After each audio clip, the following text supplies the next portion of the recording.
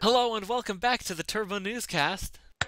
Section 2 time. You Let's see how far we can get before the power demons decide to chase us off the street before the again. Polish Loki decides to smite us again. I like power demons.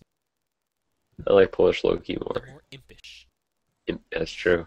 Alright, let's start out with Uh, left. There we go. Left. There we go. Man kidnaps child to teach father a lesson for leaving son on his own. Somehow I don't think that's how the world works. Man has you know, stolen... Hmm? it's kind of funny because when you said that, I thought of the YouTube channel How the World I Works. know. I knew you'd think of that. I don't know why, I just knew. I didn't even know you knew that I knew that. Wait a minute. A man has stolen a car with a 2-year-old boy inside because he wanted to teach the toddler's father a lesson for for leaving him unattended. Yeah, that's not how you do it. No, There are better ways it really isn't.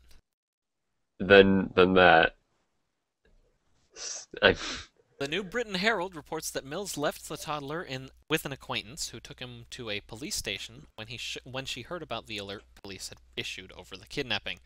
Mills then parked the car next to where he had taken it and fled on foot, but was soon picked up by police. He told officers that he had taken the car because he was upset with the boy's father for leaving the 2-year-old child alone. Why wouldn't you apparently. return it to the parking lot, at least? Oh, no, you did. Parked the car near to where he had taken it. Why would you do this in the first place? Well, yeah, why would you do this on the first place? Because you're fucking retarded. That's They're second-degree kidnapping, second-degree larceny, risk of there's so injury many to a better minor, options. and operating under suspension. So many better options. Like Yeah, not doing this. like a sticky note. Like a sticky note. Hell, even keying the guy's car would be a decent idea compared to this. You could have You left could a have just very hung angry around. letter. You could have hung around, just sat there by the car, and then when the guy got back, shoot him out. You could have called the police and said, "Hey, someone left their child in their car." So many better options! So many options that don't involve kidnapping. Why is kidnapping the first thing people come to think? Like, Because hey, people are fucking stupid. hey, I don't like this. Let me kidnap that person. You'd think you'd have learned that by now, but no, people are fucking stupid. Alright, what else we got? So, remember all the animal sex stories? Well, Again, apparently it's a constitutional right, according to this guy. Carlos Romero, donkey sex suspect, says it's his constitutional right to have sex with animals. A Florida man, and Are who's you shocked at this surprised? one, accused of having sex with a miniature donkey named Doodle. Doodling Doodle. Indeed. Can't say I'd be surprised if that popped up as the name for a porn. Oh man, it probably already is. But yeah, that smile is creepy as fuck, so I'm gonna just take that off of the stream right now. Yeah, that's a good Because idea. that's creepy. That's pretty That's creepy. creepy. Oh. Carlos Romero's attorneys.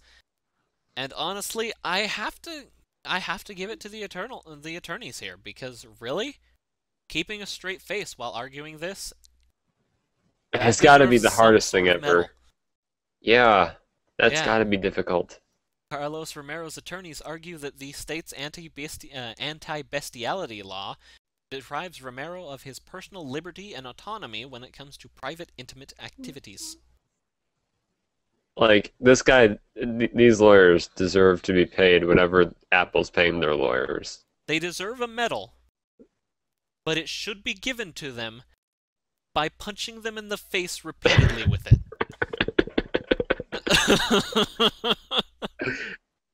By some person from PETA. Uh, okay, maybe punching them in the face repeatedly with someone from PETA. That would be nice.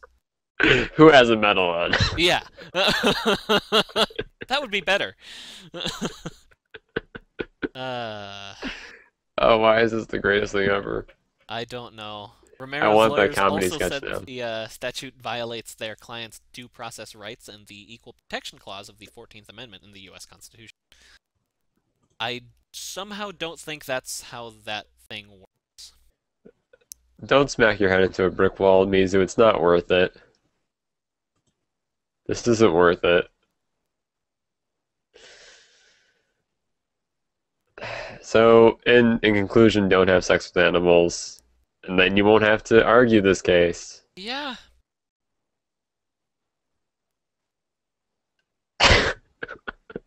I'm sorry, I'm still imagining the being punched in the face with someone from PETA.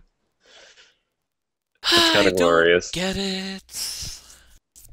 I get the feeling I'm not going to get this next one either, am I? This one has a lot of damage. This one has a lot of damage with it. Damage as in property damage, or... Yeah. A lot of Holy property. shit! Angry over possession arrest, Vermont man crushes 7 police cars with tractor. Wow. It's impressive. And expensive. Yeah. From Montpelier, Vermont, working in a stout former bank building with windows closed and air conditioners humming, New County sheriff deputies didn't know what was happening in their parking lot until a neighbor called 911. Man on a big farm tractor, angry about his recent arrest for resisting arrest and marijuana possession, was rolling across their vehicles. 5 marked cruisers, 1 unmarked car, and a transport van. That must have been a big-ass tractor. Yeah, that's what I'm thinking too. Wow. By the time they ran outside, the tractor was down the driveway and out onto the road. Although, really, I still wouldn't have blamed them for trying to give chase on foot, because fucking tractor. You can get out of the way. With their vehicles crushed, quote, "We had nothing to pursue him with. It's more than half our fleet. We have 11 cars." Okay, I'll give you that one. That's If you kind have of 11 cars, 7 of them just got run over, and the other 4 are probably out somewhere on patrol. I mean, yeah, you could use your own cars, but then you risk getting your own cars run over as well. yeah. With you in them. That'd be a horrible way to die. Thursday afternoon's incident ended when city police in Newport, the county seat of the northern Vermont county, caught up to Roger Peon, 34, a short distance away. No one was injured. At least 2 deputies had gone inside a few moments before after washing their vehicles. Oh, and they just cleaned them too. They you just cleaned them. dick. It's a real jerk move. How did they not? I mean, I know that the article tries to explain why they didn't hear it, but I'm pretty sure the sound of crunching metal would be louder than that. That's like being just inside or just outside a tractor trailer derby thing, whatever. I feel like they should have heard this. Yeah, but really, it takes a real kind of asshole to run over someone's car who just washed it minutes before. Yeah, it wouldn't have been so bad if there were 7 unwashed cars. $300,000 in damage. And he's only being held on $15,000 bail. That's a lot of money for the state to pay. Yeah. For your rampage. I just get the feeling they're somehow gonna make him pay for it. Speaking of rampage. Oh god, do we have another rampage on our hands? It's even better than just a rampage. It's a naked rampage. I love those words. Naked sauna rampage. Forces spa booze limit. Naked rampage. Yeah. Sick of booze-fueled fights and uncontrollable guests in the saunas, Germany's largest leisure pool complex has put a 3-drink limit on alcohol. The tipping point was when a drunk naked guest bit 2 police officers. Wow.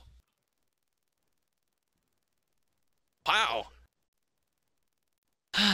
That's impressive.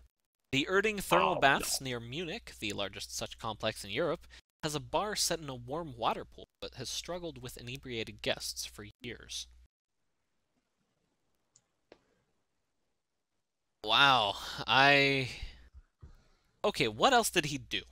He turned violent after security guards arrived to escort him out after guests complained that he was misbehaving in saunas.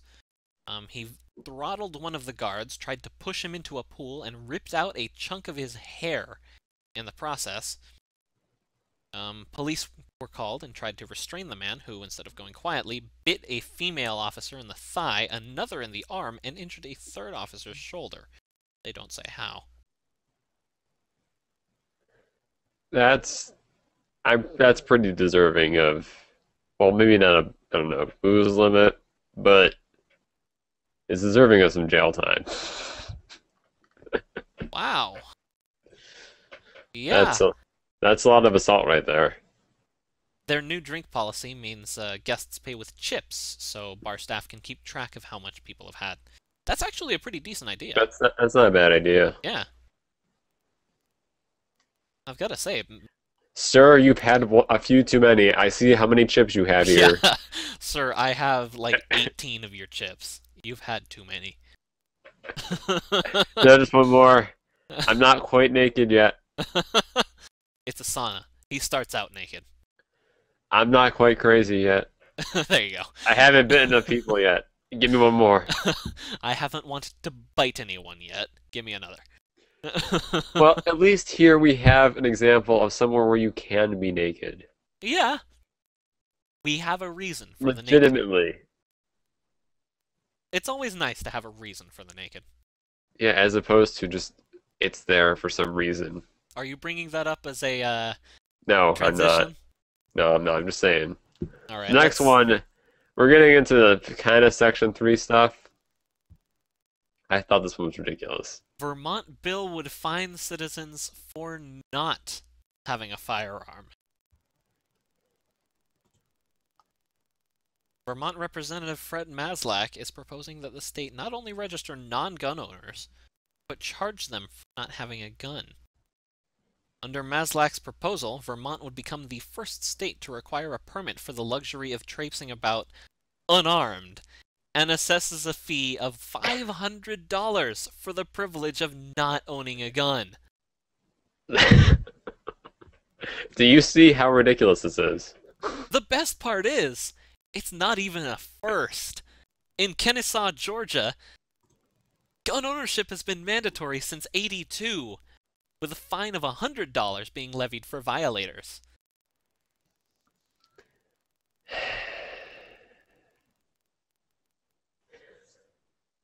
The government is stupid sometimes. Local governments. Ah, that's ah. the the luxury of not carrying a firearm with you.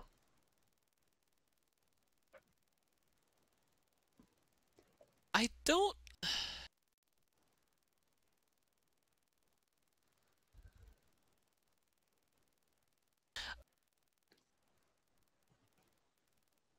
I don't understand. Why is this a thing? Because some nutjob likes guns so much that he figures, hey, everyone should have a gun. I don't know why. Okay. I don't think there's any like point to having a gun, making it mandatory. Okay. Okay. I don't... Well, That's next just we crazy. have next we have citizens being awesome. Oh, this. I You almost saw wanted this. to toss this in Section 3. Thousands have demanded that President Obama build us a Death Star. A petition asking the White House to construct a Death Star has gathered over 5,000 signatures on the American government's e-petition site. The petition is called Secure Resources and Funding and Begin Construction of a Death Star by 2016. It was created by a John D. of Longmont, Colorado, and has gathered 5,370 signatures in the 3 weeks it's been online. Of course, to merit a actual response, you'd need 25,000 signatures. There might actually be an updated version of the story somewhere. This is from December 7th. Let's see. Let's check out the petition itself, shall we? Yeah. Of course.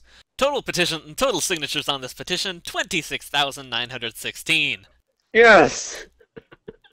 Fucking America, eh? Yeah. Petitioning for things that will never ever happen. Yeah. Now remember, they only needed 25,000 for a response. Not a guarantee that this will actually happen. Just for a Because response. this will not actually happen. But now they have to respond. Yeah, now we get to see the government's response. Yeah, you guys are fucking nuts.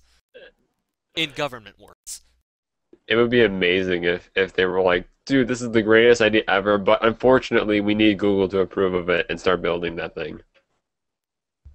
John reasons, by focusing our defense resources into a space superiority platform and weapon system such as a Death Star, the government can spur job creation in the fields of construction, engineering, space exploration, and more, and strengthen our national defense.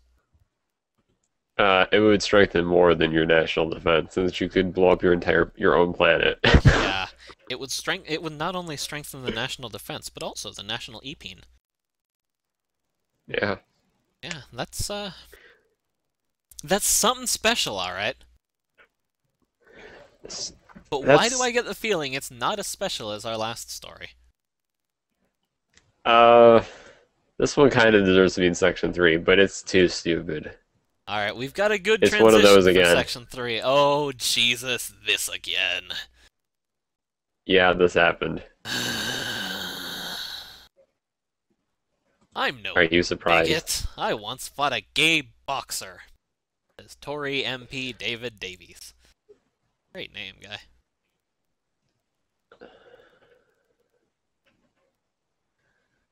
In the same vein as, I'm not a racist, I played basketball with a black guy once, we have Tory MP David Davies, who denies he was bigoted after he was criticized for saying most parents would prefer not to have homosexual children. Yeah, I don't think that's how it works. Just gonna say. Yeah. Although I have to say, it's nice to know at least it's not restricted to the US. Yeah. If there's any bright side, at least it's not US But at least it's not only us. You know that since this is on the UK site, that if it was US, it would also be on the site. Yeah. I'm kind of surprised I didn't find this on a US site. Wouldn't that be ironic? Alright. We're gonna take another quick break before we get to Section 3. And before the power demons get to us again. Alright. We'll be right back one more time.